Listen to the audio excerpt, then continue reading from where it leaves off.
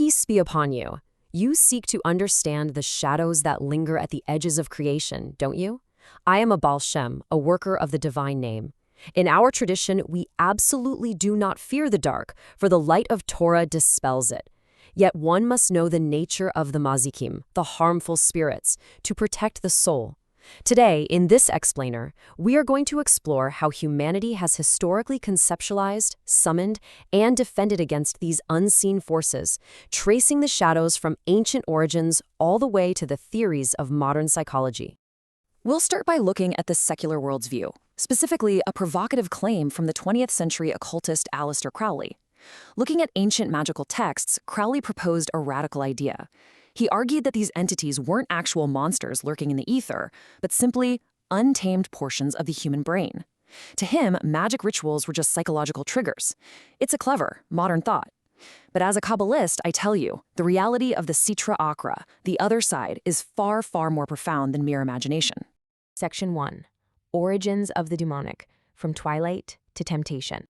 To truly understand what we are dealing with, we must look to Pirkei Avot, the ethics of our fathers.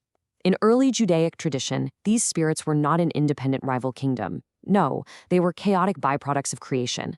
The Lord tells us they were formed in the twilight of the very first Sabbath eve. The sun actually set before the Holy One, blessed be He, could clothe them in physical bodies. And thus, they roamed the earth, half spirit, half matter, feeding on the kelipot, the spiritual husks generated by human sin.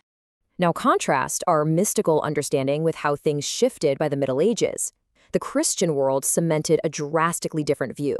They stopped seeing these entities as twilight byproducts and began casting the devil as a cosmic rival to God, a ruler of hell actively using armies of demons to tempt and destroy human morals. The shadow was no longer an environmental hazard. It was framed as an all-out war. Section 2. The art of evocation, binding the unseen.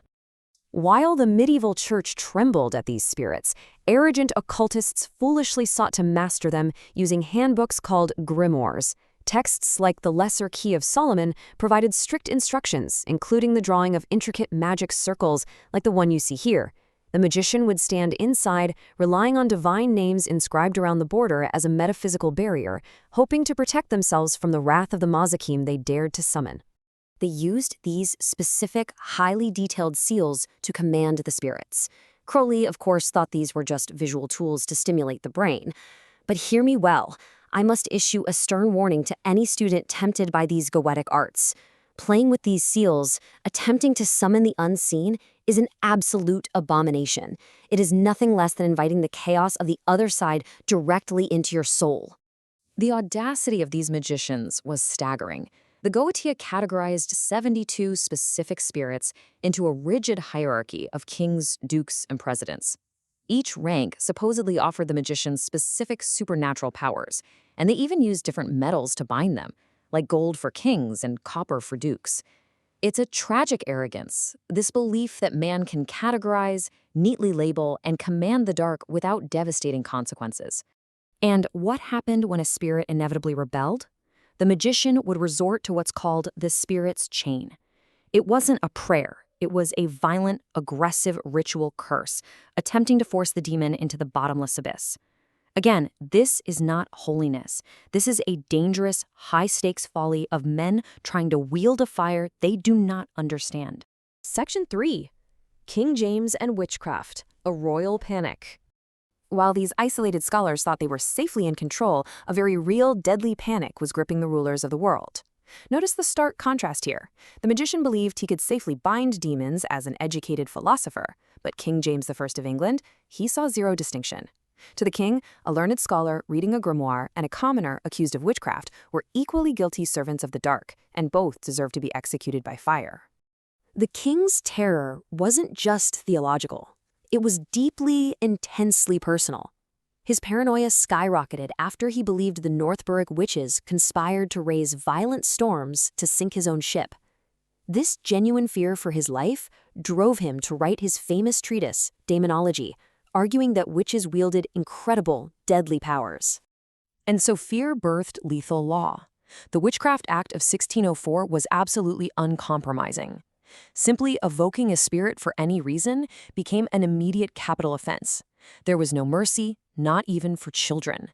This very legislation would go on to claim countless lives across England and eventually lay the deadly groundwork for the infamous Salem witch trials in the Americas.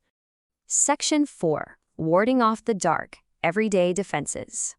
With demons supposedly lurking and witch hunters definitely prowling, how did the everyday person protect their home? They turned to folklore and faith. You see here the Jewish mezuzah, bearing the holy inscriptions placed on our doorposts to block harmful spirits.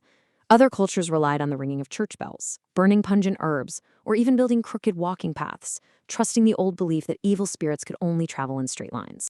Even today, the debate continues in modern Christian demonology over whether to use aggressive warfare prayers to actively command demons or simply take a defensive posture. But I will tell you this truth as a master of Kabbalah. The only true, impenetrable protection is the sheer merit of rigorous, unbroken Torah study. The light of the Torah literally stars the darkness. We do not need to curse the shadows, we simply need to increase the light. Which brings us to a final thought for this explainer. We've seen Talmudic twilight, medieval terror, and modern psychological theories. So you must ask yourself, are the demons of history truly external entities of the Sitra Achra roaming the night? Or, as Crowley suggested, are they simply the darker, untamed husks within our own minds? Perhaps it is the sins of man that give the shadows their shape. Keep seeking the light, and peace be upon you.